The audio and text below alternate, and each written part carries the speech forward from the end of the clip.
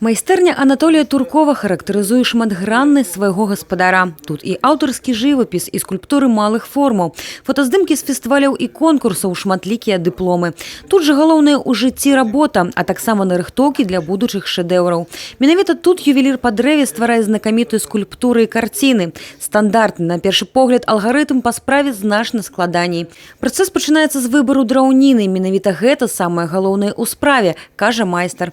Пошук матэрыялу можа заняць і некалькі дзён. Прафесіянала не падманеш. Ужо 60 год яго рэцэпт поспеху нязменны. Максімум якасці, ювелірная дакладнасць, фантазія і, канешне, душа.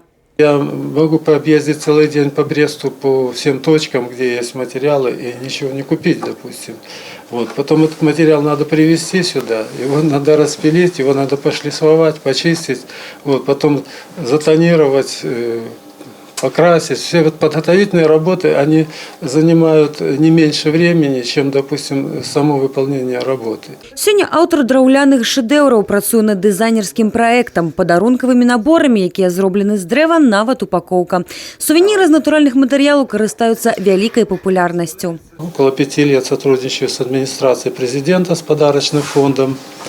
И работаю на данный момент, делаю вот для них, вот выполняю в технике резьбы по тонированному фону вот наши сувенірного плану работы.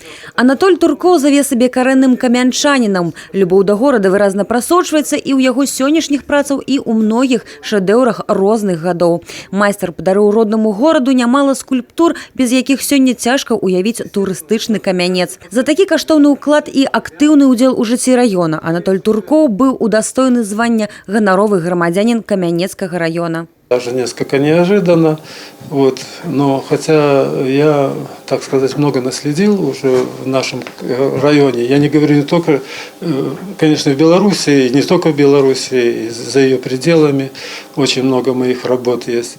Геаграфія работ Анатоля Туркова ўражвае. За яго плячыма 60 гадоў працы з дрэвам. У свае 70 ён працуе з вялікім энтузіязмам і адзначае, лепшая работа яшчэ наперадзе. Софія Бережная, Тыгран Акапян, тэлерадыёкампанія «Брест».